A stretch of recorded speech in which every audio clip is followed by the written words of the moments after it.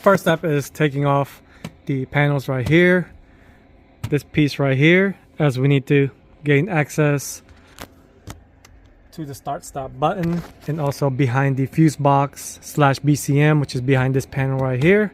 So we're gonna go ahead and remove this whole piece. Go ahead and pop this side cover off. You're gonna need a plastic panel remover. That way you don't end up damaging any of these parts. So just go ahead and pry it open. As you can see, it's just held by clips, and then pull this off. Once you get that side piece cover off, you're gonna go ahead and pull this whole assembly lot right here. As you can see, it's held by nothing but clips all around. So you do have one screw, as you can see right here where the light is pointing, just one Phillips, and that's about it that you have to take off. And go ahead and unplug all of these plugs that's behind, and we're gonna go ahead and access the push button and behind the BCM.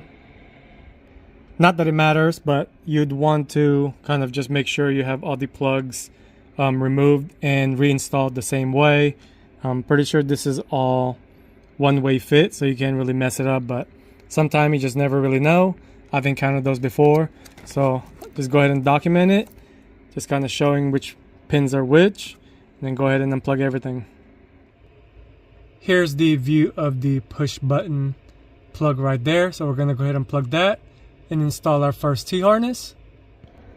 You're going to need the VS3 and VS4 T-harness. We're going to go ahead and put it in line with the push button harness.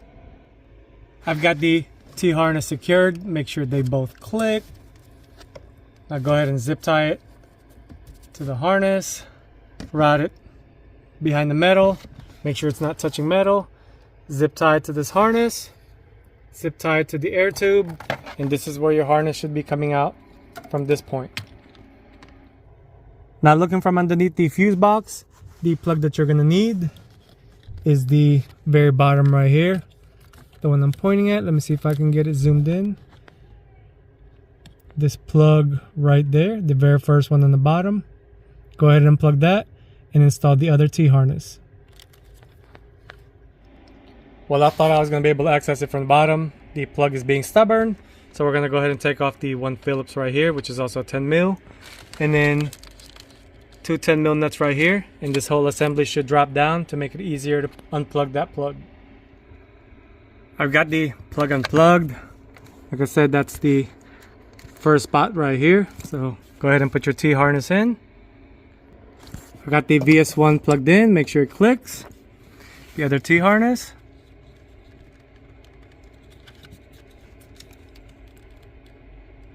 Kind of hard to plug this in with one hand, but you get the idea. Just like that. In order for you to even get the module to program, you're gonna have to have a tool that way, and also the app. If you are getting the shop installed this, then there should be no problem. Or if you know somebody, or even a shop, you can pay a shop to be able to do stuff like these. I guess it'll help if I plug the module in, so it'll detect it. Like I said, if you do not have the system right here to program everything, you can just pay a shop that handles CompuStar stuff, and they'll do it for a couple of bucks. This also is a two-stage programming, meaning the first stage is you're going to upload the firmware to the module, get in the car, copy the information of the key, unplug the module, and then go back to the software, and then it'll decrypt the key itself, so it'll be able to allow it to remote start. It's called a clone right here. This is the second step already. I already programmed it earlier to the 2021 Ascent, so I already copied the key.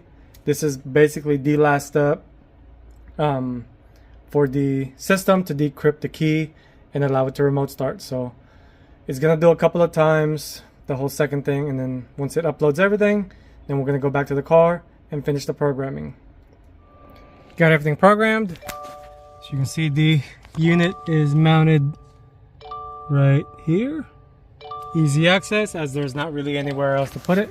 So I'm gonna go ahead and hold the remote start button.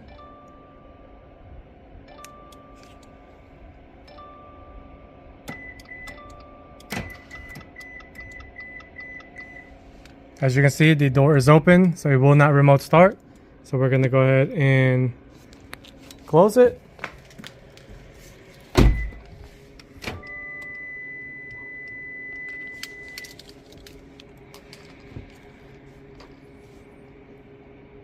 Lock it.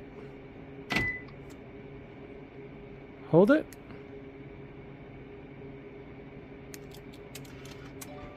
Followers, and so this was And just like that, remote start is done. As you can see, it is pretty easy. The only downfall is, like I said, if you don't have the program to be able to upload the firmware to the module and then do the second stage programming, you can ask a shop, or you can ask the seller from where you buy from. That means you have to send the module back for them to decrypt it for the second stage. But besides that, go ahead and put everything back together as if you are removing it, and the whole install is done. Lock. 2 press is unlocked. 1 press is locked. Remote start is hold.